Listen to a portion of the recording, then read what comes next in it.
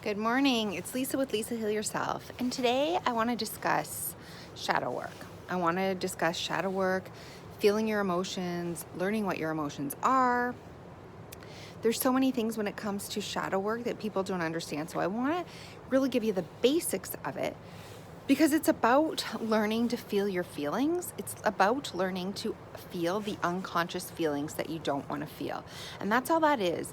And we always think that we're afraid to look at these feelings, we're afraid to feel these feelings. And especially if we want to create a positive future or law of attraction type stuff, we want to be not feeling those feelings at all because we want to be feeling only good feelings. The problem with that is you need to feel those feelings so that you can acknowledge where you are.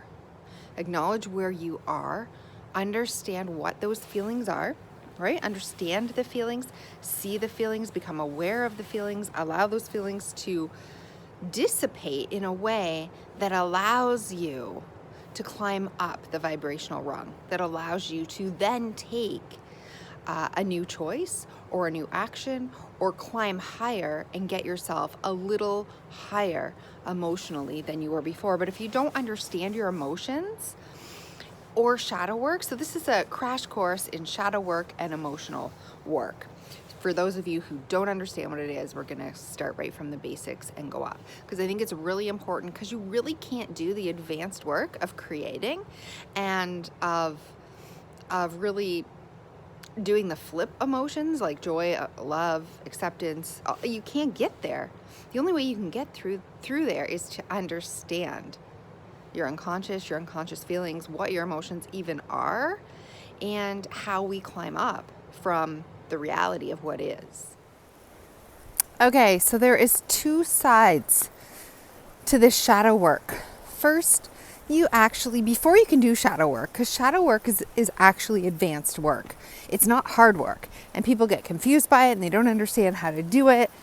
And that's simply because they're not capable of doing it from where they're at right now. It's not because it is actually hard work. So I want to give you a clear description of what shadow work is first so you understand it.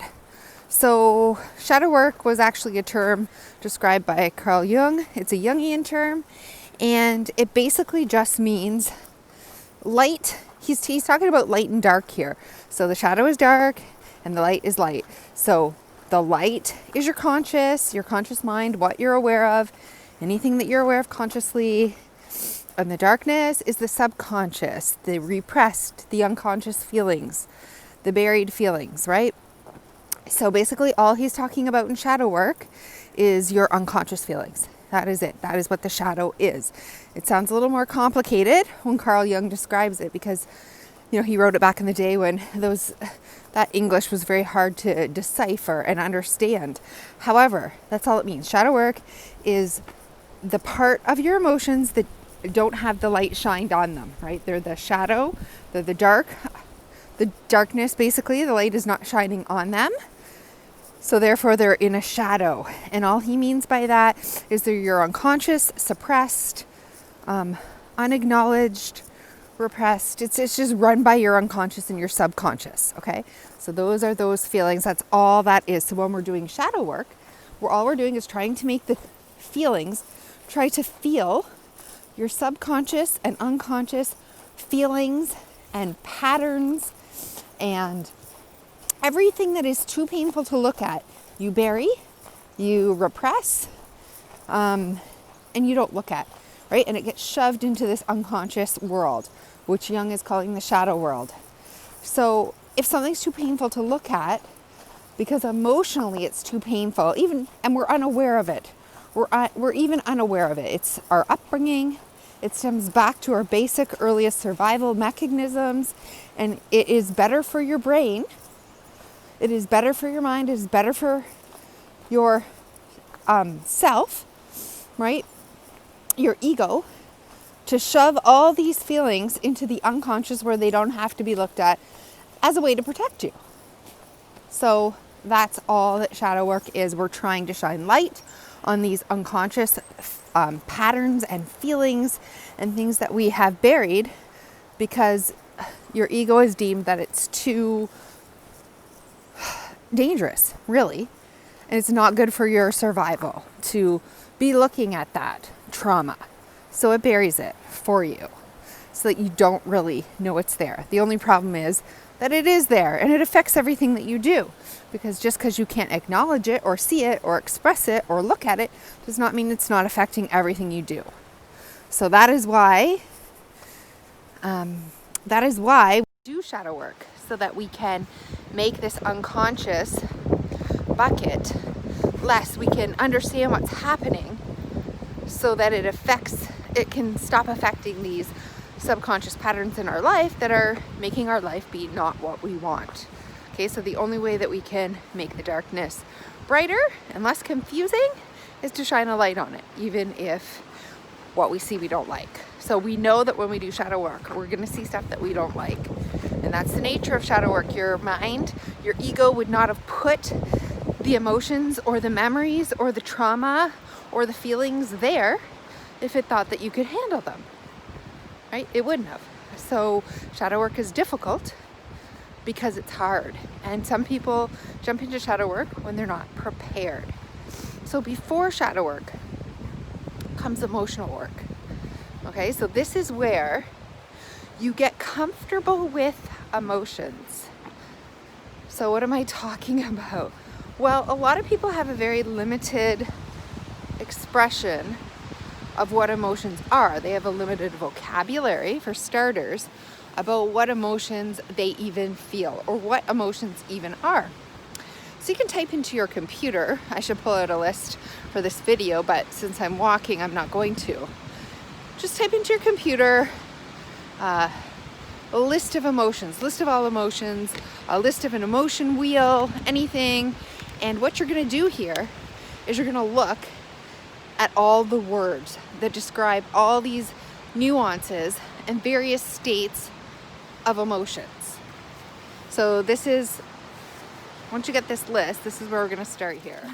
So a lot of us who have suffered chronic and complex trauma, so if you are suffering with any kind of complex PTSD from your chronic illness specifically, if you have chronic pain or symptoms or suffering or fibromyalgia or CFS or a chronic condition of any nature that's painful and has been going on a long time,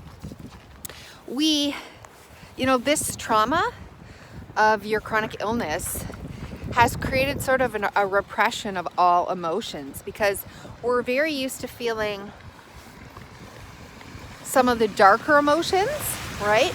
We're very good at feeling pain, suffering, hopelessness, helplessness, shame, guilt, anger, fear. So some people, can't feel any emotions. And at one point I couldn't feel any emotions. I couldn't feel anything. And then when except for dark emotions, except for pain, physical pain. And I couldn't even feel fear. I couldn't feel anger. I couldn't feel any even of the really dark emotions. All I could feel was physical pain, and that's it. I had no emotions. I certainly didn't have any good emotions. And I felt like I wasn't a human being. I felt non-human. So those of us who are so traumatized by illness and suffering and trauma, okay, so many of us can experience negative feelings, but we also don't have a very wide vocabulary or acknowledgement of anything more than sometimes pain or anger or hopelessness or sadness, right? So we don't even have, there's so many emotions and vibrations, and some are higher than the others on that scale of negativity. And so we have to be aware of what all of they are. I mean, you may only be using 5 descriptors, like you may not be able to tell the difference when you're really traumatized or when you're really sick and suffering between shame and guilt, or even between shame and anger, or sadness, and grief, or grief and loneliness, or despair. There's a whole bunch of emotions. So it helps you to be able to look at these emotions. Certainly when you have chronic pain or chronic illness, chronic symptoms, and you've experienced chronic trauma, from this illness and from everything going on in your life, we do tend to focus and see only the negative emotions. And we're unable to feel love, gratitude, joy, happiness, right? There's so many feelings. And then there's all kinds of feelings around neutrality, like, can you feel neutral? Can you be willing? Can you be open? Right? There's all these different feelings, but we need to get a list first and become emotionally literate, become literate first. We need to become aware of all the different options. We've somehow forgotten to be able to feel. And maybe we were never trained on certain emotions in the first place growing up. Maybe we had a complicated upbringing and we only knew anger, sadness, joy, happiness. We had a very limited idea of all our emotions, right? A scope of these emotions, because that's not one of the things that humans really need to survive in this world. So emotional intelligence was never really favored as a way to evolve for human beings, right?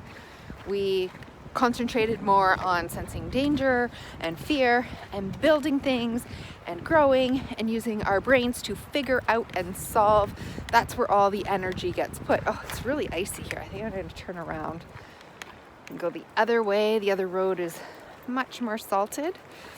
Okay, so we need to first become aware of what emotions are and the scope and the wide range of emotions. Okay, because I bet many of you can't even feel all the negative emotions, let alone the positive emotions. If you've been feeling pain and suffering and illness for so long and your condition is chronic, you've probably forgotten and you're not even aware, you don't even know how to feel positive emotions anymore. And you don't even know what they are. You don't even remember what joy or love feels like if all you feel is pain or suffering, right? So we have to first become aware. Once we have our list, then we start to look at this list and we start really basic, okay? Just ask yourself maybe 3, 4, 5, 10 times throughout the day, what do I feel right now? Okay, just look at the list, look and look and look. You know, somebody says something to you that triggers you. How did that make me feel? Look at the list, find the exact right emotion. Use descriptive words. Try to really sense the difference between angry and frustrated, or jealous, or annoyed, right? Try to understand your emotions. Try to really even just describe them. That's step one. Before you can ever do shadow work, you need to be able to describe your emotions in detail. And you also need to learn to refeel positive emotions. This sometimes comes later. People sometimes can't, they're not ready to allow themselves to feel joy. They're in too much of a protective mode. It would be dangerous to feel joy. It would be dangerous to take your eye off the problem and the prize. You won't survive. Your body has you feeling pain constantly, or feeling sad, or feeling these physical symptoms constantly, because if you take your eye off that prize, you won't survive. If you take your eye off trying to solve that puzzle, you won't make it. So feelings like joy or interesting or creativity or silliness or playfulness, all those emotions become irrelevant. They almost literally become a moot point to survival. There's no point in feeling those feelings because they won't do anything when you're feeling chronic symptoms to help you survive. The only thing is to focus on those. Your mind, your ego thinks that focusing on these symptoms, focusing on the problems, focusing on the pain, focusing on the illness, the condition, is the way out, is the way to solve the problem, because that's what humans do best. That's what we were evolved to do. And this is false. This is false. You're never going to solve your problem by just looking at it, right? You have to be able to get to the other realms. But before you do that, you have to remember that there's a whole wheel of emotions out there. There's a whole huge list and range of emotions that your body has, your ego basically has pushed into the shadow as well. So in the shadow, there is a whole bunch of good feelings that you're afraid to shine light on. Because shining light, and it doesn't make sense, but shining light on forgiveness, or shining light on calm or peace, or shining light on gratitude, or shining light on joy, would mean the end of your survival. So sometimes within the shadow, in the unconscious, is not just all the negative emotions that you can't handle. Sometimes it's the positive emotions that you also can't handle. You are afraid to feel them because it feels like you won't survive if you do. So sometimes it feels like, why won't I feel joy? Why can't I feel joy? Why won't my body let me focus on happiness or pain? Or, I mean, not pain, like happiness, joy, love, peace, calm. Why wouldn't my body be trying to get to those emotions? Why would it focus on pain? It doesn't make sense. I was stuck there for so long. It doesn't make sense. If my body can feel happiness, or if it can have a good day, or if it can calm every once in a while, why wouldn't it stay there? It doesn't make sense. It doesn't make sense why these flares and relapses, and why it's this constant misery. If the natural point of survival is to go towards pleasure and away from pain, then why can't I access or find these good emotions? And the reason is because they're also buried in the shadow, and you're afraid to shine light on them because it means the end of your survival. So we have to be able to find all these emotions first. We have to know that they exist, even if we can't feel them. We have to be aware of their existence and their names, and be able to remember and to think about the various nuances with them, even if we're only thinking it in terms of somebody else. Being able to just read people's faces, read their emotions. Like, this is a very, very important. This step cannot be overlooked. This step, it seems basic and it seems ridiculous and it seems like you don't have time for it. That's why journaling is such an important tool for a lot of people, is because not only, like, meditation is great. You're sitting there feeling your feelings, you're sitting with the feelings, which is wonderful. But when you're writing, you're expressing in English language, and you can say, oh, this happened to me and it made me feel this way. I felt this, I felt this, I felt this. So you're becoming aware of, like, that made me annoyed, that made me agitated, that made me angry, that made me feel desperate, that made me feel alone, that made me feel lost. If you journal at happy times, after happy incidents or happy things that are going on, and you're like, wow, I just was able to feel good or peace. Like, you might just say, oh, I'm having a good day. But what does that mean, right? Did you feel joy? Did you feel playful? Did you feel peace? Did you feel silly? Did you feel laughter? Did you feel grateful? Did you feel, right? Like, there's so many emotions, and we need to learn them. Once you learn them, you need to be able to, every time something bad happens, you could journal, or you could sit down and meditate, or think about it, or just ask yourself these questions. Not only after all the bad things, because we're very good at analyzing what's wrong, right? So we can access more bad feelings than we can good feelings, because after something relatively even neutral or smallish good even happens, we don't analyze it, and we don't ask ourselves questions like, how did that make me feel, and what kind of joy was that, and where did I access that, and where did I feel that in my body? And okay, so we need to be able to, all day long, whether we're feeling bored or lazy or whatever, we need to be able to identify these feelings, good and bad, on both sides of the scale. So you need to get really good at stopping and asking, like, every time something happens or triggers you, or every time you laugh, or every time you just lose yourself in a moment of flow and you don't notice the symptoms, we also need to figure out what those emotions are too. And then identify, like, that you actually felt this emotion. Write it down if you have to. I felt silly. I felt grumpy. I felt, right, alone. I felt abandoned. I felt hopeful.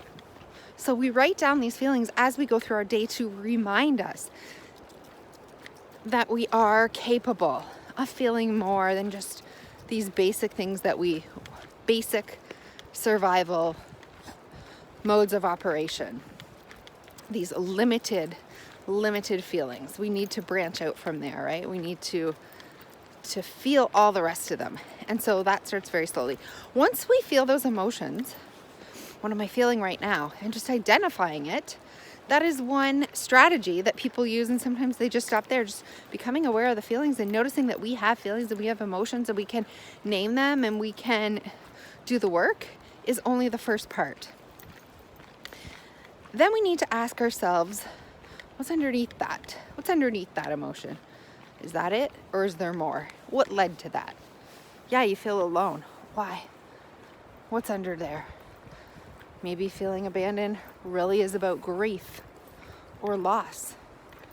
Maybe it's about fear, right? Maybe it's about, whatever it is. And then you might have a memory that comes up, that it's attached to a memory, or it's attached to a person, or it's attached to an environment or an event. Maybe it's attached to nothing. You don't know. You just have to keep digging. That's shadow work. Shadow work is the digging, is the becoming aware. First, it's becoming aware of your emotions. That's not shadow work. We're just becoming aware that we have emotions. Digging underneath them into the unconscious, trying to find the links, the memories, the patterns, and the reasons underneath them, and the deeper wounds, right? Because your immediate emotion that you're finally able to feel, which is so good, is just a surface level. And when you dig underneath it, when you continue to ask why, what led to this, what's under this, what's under that, what led to that, where is it coming from, why do I feel this way, what's making it hurt, why here, right? So all these questions, we go back and we end up finding the original wounds. We find the deeper wounds that haven't been healed. And that's what shadow work is about. Finding these wounds, finding these emotions, finding these deeper feelings that have been buried way deep down, right? That we're not conscious of at first sight. We may only be conscious of, I'm annoyed. Underneath that could be a deep fear of rejection or a deep feeling of abandonment and loss. Okay, so it could mean different things for different people. That's why it's not a one size fits all. But once you find out what that deeper wound is, and we shed light on it, it's no longer in the shadow. It's now become conscious. So we've made the unconscious, the subconscious, the repressed, we've made it conscious. So now it's in the light. It's no longer part of the shadow world. So when we go back and we feel annoyed again in that same situation with that same person, we're now conscious that we're not just annoyed at this person for this surface thing. We're actually feeling a deep fear of rejection. Okay, so now we're instantly aware of that every time that same person, that same situation comes up. But it might manifest in different ways, in different situations with different people, and we're not aware, so we have to keep doing the shadow work, keep bringing it to the conscious awareness. So I hope this is helpful a little bit so that you can see, first you need to just become aware of your emotions and in touch with your emotions and become emotionally literate, emotionally capable, and emotionally aware of all the emotions, and that you actually have emotions and that you actually have feelings, and identify them as you go through the day. That's emotional work. Shadow work is digging underneath that initial emotion that we feel and that emotion that we're able to feel, and getting to the root of what the wound is and bringing that into the light. Okay, and then from there we can do energy and vibrational work, which is now that we have brought that to the light, now that we have felt all those emotions, and now that we understand them a bit more, we can say, what feels better than this? How can I climb up a bit from here? Where can I go? And what can I create? What different choice can I make? And now this is about a different type of action. Because at first, if you feel irritated by somebody, you're just going to snap and tell them to stop bothering you. Okay, so that is an unconscious pattern and an unconscious feeling. And so, but if we become aware of our feelings, oh, I hung out with so-and-so and it made me feel irritated. That's emotional work. We're becoming aware of our emotions. And then the feeling, like irritated. What does irritated feel like? Is there a better description I can use for irritated? Was it really irritated or was it annoyed? Right, so we become aware of this emotion. Then when we're ready to expand, we do the shadow work. What more was it? Why was I so irritated? Why was I so irritated? I was irritated because I was afraid, or I felt sad, or I felt lonely, or I felt really angry. What's underneath that anger? What's underneath that fear of rejection? Maybe it's a loss. Maybe it's an abandonment. Maybe, it goes right down to the bottom level. I felt shame. I feel like people will see through me, find me out, leave me, right? There's these whole mining that you can do based on your experiences, based on your traumas, based on the people in your life and your upbringing as to why you felt that way. And when you bring that into the light of consciousness, you've done your shadow work. And you keep doing that. And you keep bringing these up to the surface and reminding yourself that you're okay, that it's okay to feel this way, and that feeling those emotions won't hurt you. Because that's why your body has put them deep down, because it doesn't think you can handle it. So it's deep down in, you bring it up, you remind yourself you're safe, you're okay, you can handle feeling that feeling, and you love yourself. You turn love on yourself. So this is where the unconditional love comes in. You unconditionally love and accept yourself, even though you're having that feeling, and you give yourself. Now we get to inner child work. Inner child work is we take all that shadow work, and now we use the inner child. We think of ourselves as this inner child, the wounded child, the one that experienced that upbringing, the old stories, the old ones, the patterns, once we've identified it through shadow work. And now we give that inner child what it needed, which was unconditional love and acceptance. We shine unconditional love and acceptance on that inner child when we do inner child work. So that's inner child work, is to always experiencing it from the old child who was wounded in the past, not the irritated person standing in front of you, right? You as the adult self. But the old self who had the original wound. And we parent this child, so to speak, with our love and unconditional acceptance, and we give it what it needed in that moment that it didn't get. So that is inner child work. And then we can get to vibrational energy work. And this is so important because now we can see that everything's energy.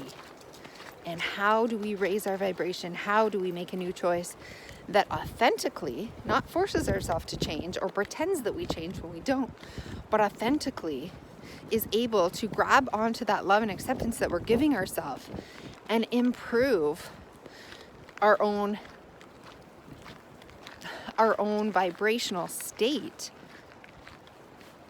That maybe it was anger or irritation in the beginning, and then by doing all the work, we found out that it was a really deep, serious pain of loss or guilt or shame. And of course, we don't want to see it. We don't want to feel that. That's a lot lower down the scale than irritation. So you can see why your brain wanted to keep you at irritation instead of letting you go all the way down into deep shame. But now that we realize that it was deep shame, it was never irritation, it was all this deep shame, we can do the inner child work. We can love that child. We can accept it. We can tell it it's okay. We can love it. We can stay with it. We can never abandon it. We can give it all the things it needs. And from that feeling of doing that with yourself and really allowing in that love and acceptance and joy, all the things from the other side of the scale that you need the vocabulary for. You need the vocabulary of the emotions to feel those better emotions and give that love to yourself. Now, perhaps you don't feel irritated anymore. You don't feel shame anymore. You don't feel any of those feelings anymore, but you feel grateful, or you feel joy, or you feel relief, or you feel something else from the other side of the scale. Or maybe you can only climb up to neutrality. You now feel neutral, right? But hopefully we can get to the other side of that. But we need words for it, and we need to know that we can feel that first. That's why we first become aware of our emotions. So this has been a long video. It's packed a lot into it, and I hope it's been helpful for you. I seriously hope that you see, because people get very confused as to what's emotional work, what's inner work, what's inner child work, what's, energy work, what is all this stuff, and how does it apply to me? The goal is that we want to feel a higher vibrational state than we do right now.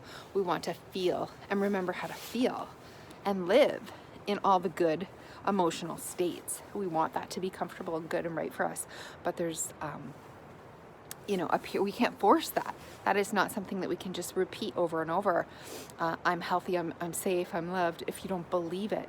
And that's why law of attraction doesn't work for a lot of people, because you can't get to the realness of law of attraction until you've gone into the deep shadow, until you've done the work and you've given yourself what you need, this inner work, this inner child work. And once you've given yourself what you need, you will feel better. Your vibration will have been raised, and then we can take that and snowball it more. How can I get more of this? How can I continue this?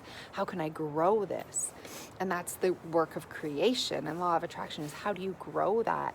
How do you, what you focus on, you get more of, right? But